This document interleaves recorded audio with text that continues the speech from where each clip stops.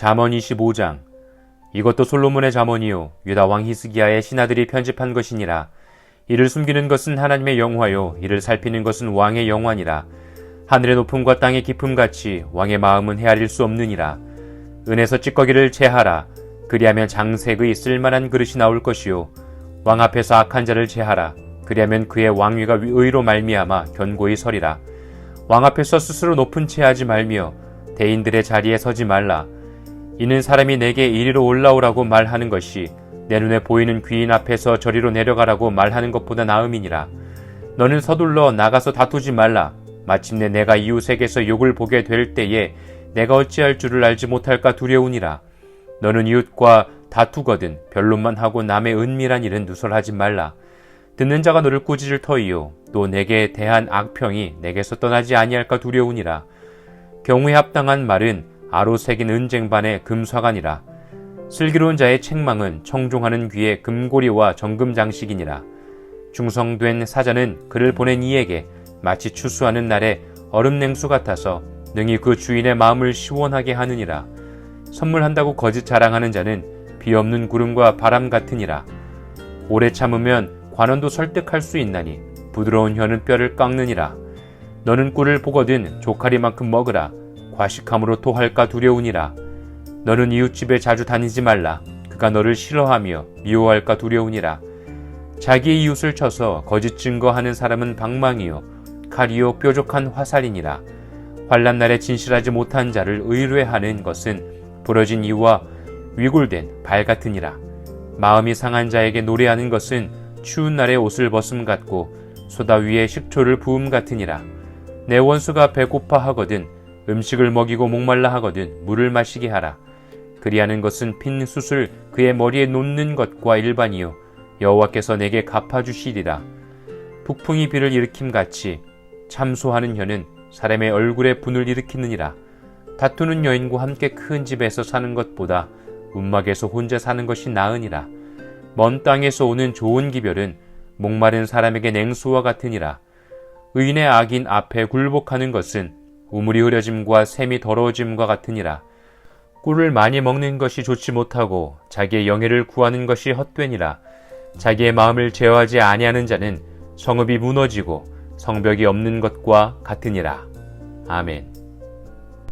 잠언 25장의 말씀을 통하여 하나님께서 부어주시는 은혜가 저와 우리 모두에게 풍성하게 경험되어지길 원합니다. 오늘 1절에 이렇게 기록되어 있습니다.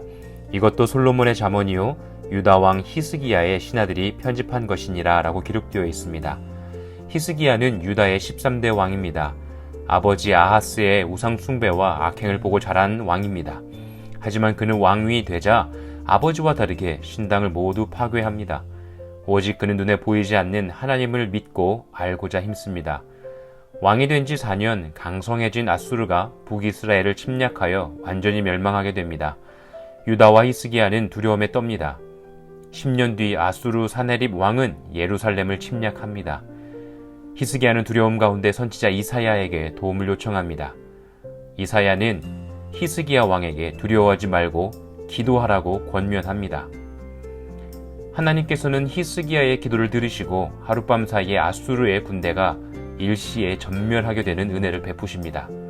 히스기야는 눈에 보이지 않는 하나님께 간구했고 하나님의 능력을 경험하게 된 것입니다. 오늘 2절에 이렇게 기록되어 있습니다. 이를 숨기는 것은 하나님의 영화요 이를 살피는 것은 왕의 영화니라. 하나님께서 하시는 일들이 우리의 눈에는 보이지 않습니다.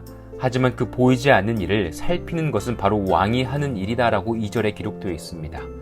히스기야 왕은 그렇게 한 것이죠. 눈에 보이지 아니하는 여호와 하나님께 간구했고 기도했고 하나님께서는 그 기도를 들어주셨고 하나님의 능력을 보여주셨습니다. 저와 우리 모두의 삶 가운데에 눈에 보이지 아니하신 하나님의 영광 되어주신 그 일들을 찾아내는 삶을 살아야 할 것입니다. 오늘 말씀의 13절에 충성된 사자는 그를 보낸 이에게 마치 추수하는 날에 얼음 냉수 같아서 능히 그 주인의 마음을 시원하게 하느니라 라고 기록되어 있습니다. 저와 우리 모두가 여호와 하나님의 마음을 시원케 하는 삶을 살길 원합니다. 하지만 히스기야 왕은 그의 연약함이 드러나는 시간이 찾아옵니다.